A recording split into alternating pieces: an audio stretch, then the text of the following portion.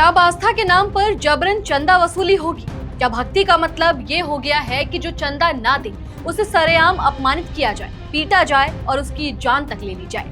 और आखिर गरीब आदमी जाए तो जाए कहाँ, जो 2 वक्त की रोटी जुटाने के लिए संघर्ष कर रहा है, उससे भी अगर जबरदस्ती चंदा मांगा जाए तो वह क्या करे? आज के इस वीडियो में हम इन्हीं तमाम सवालों पर बात करेंगे। नमस्कार, मेरा नाम है नंदिनी सोनी और आप देख रहे हैं द हिंदी टॉक। दरअसल बिहार के नालंदा जिले से सामने आई एक घटना ने कई गंभीर सवाल खड़े कर दिए हैं। सवाल सिर्फ एक युवक की मौत का नहीं है, सवाल उस मानसिकता का है जो धीरे धीरे समाज में सामान्य होती जा रही है, जहां धर्म, आस्था और पूजा पाठ के नाम पर स्वैच्छिक सहयोग की जगह दबाव, डर और कथित तौर पर जबरन वसूली जैसी घटनाएं सामने आने लगी है। मामला अस्थावा थाना क्षेत्र के कोनंद गांव के पास का है। यहाँ 19 वर्षीय चिंटू कुमार उर्फ छोटू यादव और उनके साथी सचिन कुमार गुजर रहे थे। परिजनों का आरोप है कि उसी दौरान कुछ लोगों ने बाबा चौहरमल पूजा के नाम पर उनसे 1000 रुपए चंदा मांगा। परिवार का कहना है कि जब दोनों युवकों ने चंदा देने में असमर्थता जताई तो उनके साथ कथित तौर पर मारपीट की गई, जिसमें दोनों गंभीर रूप से घायल हो गए। घटना के बाद दोनों को इलाज के लिए अस्पताल ले जाया गया, लेकिन चिंटू की हालत लगातार बिगड़ती गई। बाद में बेहतर इलाज के लिए उन्हें पटना ले जाया गया, जहां इलाज के दौरान उनकी मौत हो गई। दूसरी ओर सचिन का इलाज अभी भी जारी बताया जा रहा है। युवक की मौत के बाद परिवार और गांव में आक्रोश फैल गया। परिजनों ने सड़क जाम कर विरोध प्रदर्शन किया और आरोपियों की गिरफ्तारी की मांग की। मृतक के परिजन इसे मॉब लिंचिंग जैसा मामला बता रहे हैं। उनका कहना है कि केवल चंदा नहीं देने की वजह से उनके बेटे को निशाना बनाया गया और उसकी जान चली गई। हालांकि पुलिस की शुरुआती जांच का एक अलग पक्ष भी सामने आया है। पुलिस अधिकारियों के अनुसार प्रारंभिक जांच में ये बात सामने आई है कि चंदा वसूली कर रहे कुछ युवकों ने कथित तौर पर बाइक के सामने बांस लगा दिया था, जिससे दोनों युवक गिर गए। इसके बाद विवाद और मारपीट की घटना हुई। पुलिस ने ये मामला दर्ज कर जांच शुरू कर दी है और आरोपियों की तलाश भी की जा रही है। लेकिन इस पूरे मामले से अलग हटकर भी कुछ ऐसे सवाल हैं जिनका जवाब समाज को भी तलाशना होगा। आखिर ये कैसी भक्ति है जिसमें इंसान की जान की कीमत चंदे से कम हो जाती है? पूजा, धर्म और आस्था तो लोगों को जोड़ने का माध्यम बन जाते हैं।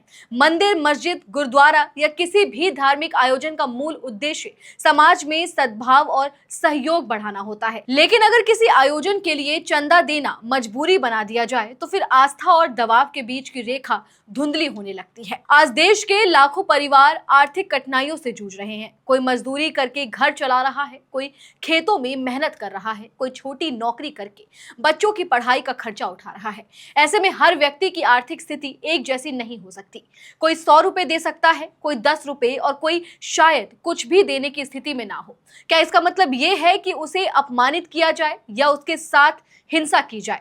विडंबना ये भी है कि एक तरफ देश में समय समय पर धार्मिक संस्थानों में चढ़ावे और चंदे से जुड़ी अनियमितताओं की खबरें सामने आती रहती हैं, तो दूसरी तरफ गरीब और सामान्य लोगों पर चंदा देने का दबाव बनाए जाने के आरोप लगते रहते हैं। अगर कहीं भी आस्था के नाम पर दबाव बनाया जाता है तो ये धर्म की भावना को मजबूत नहीं बल्कि कमजोर करता है। समाज शास्त्रियों का मानना है कि धार्मिक आयोजन तभी सफल माने जाते हैं जब लोग अपनी इच्छा से सहयोग करें।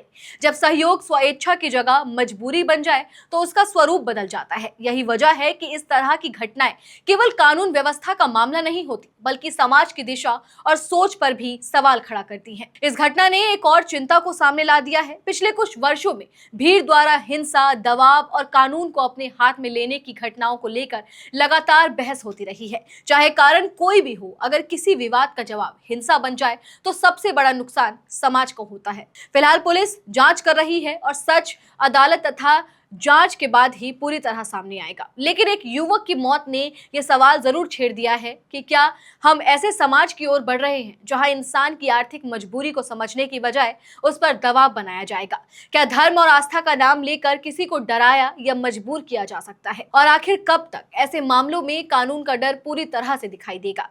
क्योंकि किसी भी धार्मिक आयोजन की सफलता चंदे की रकम से नहीं बल्कि लोगों की खुशी, सहमति और भागीदारी से तय होती है। और अगर किसी आयोजन के नाम पर किसी परिवार का बेटा घर वापस ना लौटे तो फिर यह सिर्फ एक अपराध नहीं बल्कि पूरे समाज के लिए आत्ममंथन का विषय बन जाता है। चलिए फिलहाल इस वीडियो में इतना ही। आप इस पूरी खबर को लेकर क्या कुछ सोचते हैं, कमेंट सेक्शन में हमें अपनी राय जरूर दें। और अगर अभी तक आपने हमारे चैनल को सब्सक्राइब नहीं किया है तो तुरंत करें। इसके साथ ही हमें सोशल मीडिया प्लेटफॉर्म यानी कि फेसबुक, इंस्टा और एक्स पर फॉलो जरूर करें।